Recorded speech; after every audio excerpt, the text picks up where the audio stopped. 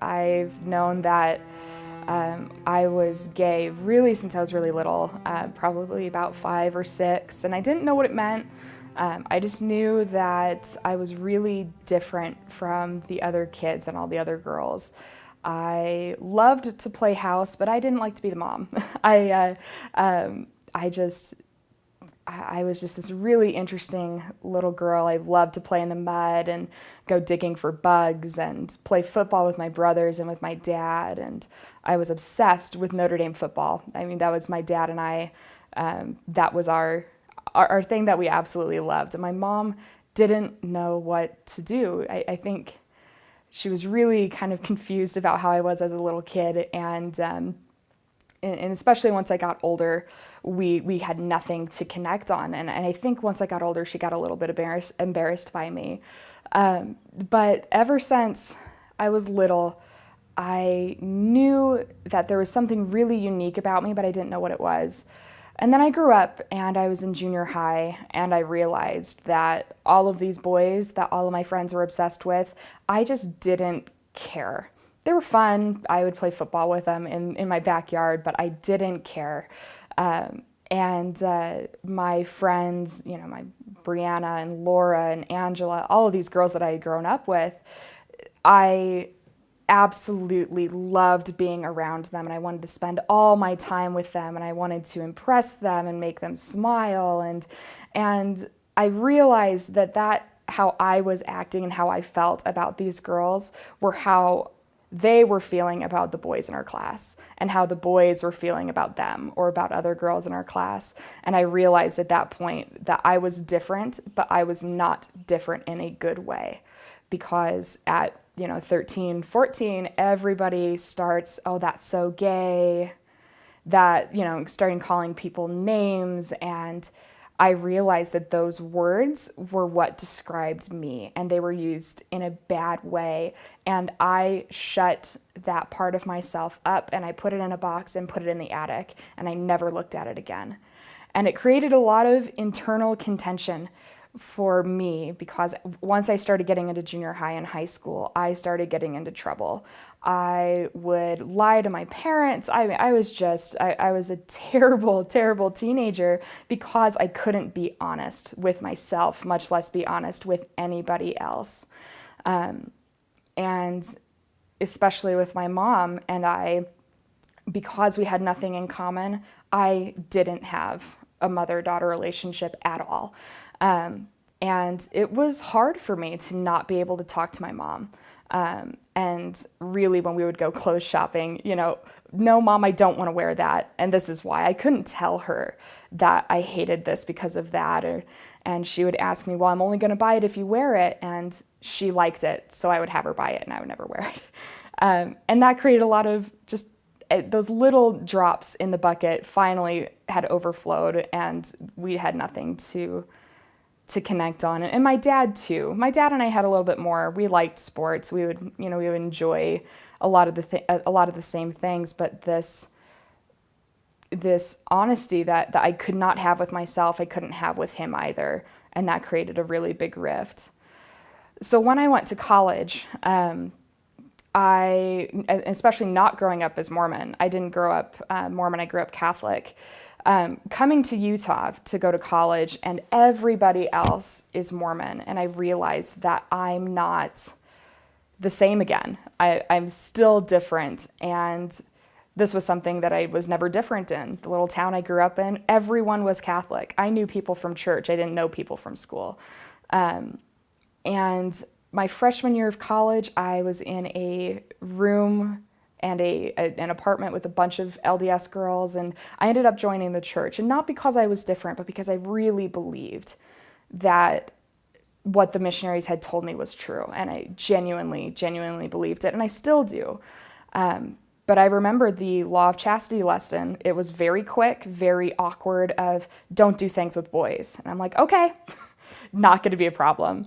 I won't do things with boys. And they didn't even mention really about being gay. And this was 2009, so this is after Prop 8. This is after BYU had changed the honor code. So they didn't really mention it at all. So I thought I was in the clear. I didn't think that it was going to be a big deal. And I moved into my first ward, and the ward in the little town that I lived in Utah was very, very, very conservative and very traditional. And that's not usually a bad thing until they started really, everything that was wrong in the world was connected to homosexuality and was connected to gay people and the gay agenda. And I got very scared because I was different again. All of those bad names and all of those bad words were still connected to me. And when the missionaries had told me, well, you'll be blessed. You will be blessed for getting baptized. And I believed it. And in my head, there was no other blessing that I wanted other than not to be gay. I didn't want to be gay. So I was the perfect Mormon. I read my scriptures. I went to the temple. I did service. I served in every possible calling, especially ward pianist, and I hated it. And I was not good at it, but I didn't care, because if I sacrificed everything, including my dignity, I would be blessed. And it never happened. Everything else in my life kind of went up. I had good grades, I had good friends, I had a good job, I had a great apartment. Everything was great except for that one thing that I really wanted. And when I was 21, I ended up deciding that I wanted to serve a mission. And everyone, all of my friends that had come home from missions had said how they were blessed for serving a mission. Those 2 years or 18 months were the best time of their life, and they were blessed tenfold for the service that they had given. And I decided that that was what I was going to do. That was going to be it. I hadn't sacrificed enough. I hadn't done enough. So I put in my mission papers, and I was called to the Scotland, Ireland mission.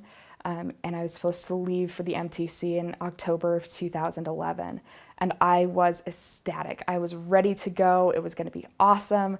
My family was Irish Catholic. That's where all my heritage was. I mean, this was the definition of an inspired call. And I was ready to go. And about 3 or 4 days before I was ready to go through the temple, and really kind of start getting ready to go, I had this little tickle in the back of my head from the Spirit that said, you should tell your bishop. You know you're gay. You just need to tell him. And at first I just said, absolutely not. No, this isn't going to happen. I'm not going to do this. And it never went away. It never got any stronger, but it never diminished. It was just constant. You need to tell him. And then I decided logically, I was like, well, if I tell my bishop, he'll probably use it to, it'll be in my file. The mission president will know, so that if there's a companion that it won't work with, that all I need to do is call the mission president and I would have it transferred. No questions asked. It would just be an understanding.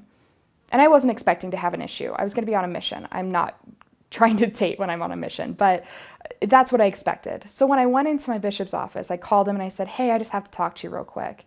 And I went into my bishop's office really enthusiastic and really,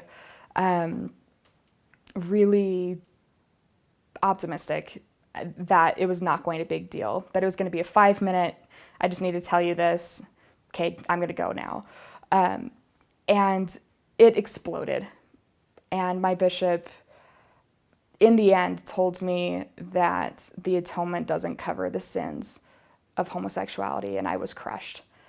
And I moved out of the ward, and I went to my next bishop and told him what had happened, and he was really upset because obviously this is not something that ever should have happened to me. And he reissued me a temple recommend, and about a week, 2 weeks, 3 weeks later, I was in the Oquirrh Mountain Temple in South Jordan, Utah, and I was in the baptistry, and I was sobbing. On a Saturday morning, there were youth groups that were snickering at me because I was this crazy lady in the corner. And I just kept asking, take this away from me. I have done everything you've asked. You say that we have agency. This is the only thing that I want. This is what I need. And I was so sad, and just this cold wave of misery just kept flooding over me.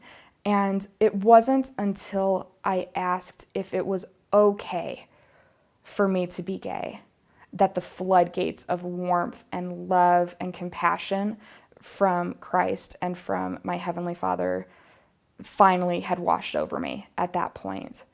And I just kept going. I was so shocked by the answer that I had received that I just kept going. And I asked if I was meant to be celibate. I was like, okay, obviously being gay is okay. That's awesome. But am I really supposed to be celibate for the rest of my life? And I got a very sharp no. And the Spirit testified so strongly that I needed to find a wife and prepare to have a family. And I've never in my life ever had such a strong impression from the Spirit, not even when I had prayed about the Book of Mormon or prayed about going on a mission. Those were pretty strong, but this absolutely paled. I mean, those paled in comparison to this. And it changed my entire life. It changed my outlook. I came out. I was no longer in that dark, depressed state of being that I was in. I started dating. I was happy, and I still attended my ward every week. I still had the gospel. I still had the Spirit. I still had the truth that I knew was there. And it never went away because I admitted that I was gay and because I decided to start dating and fall in love and decide to have a family. None of that happened. None of it went away. And I'm happy. My life is great. I wouldn't ask for anything more than what I have right now.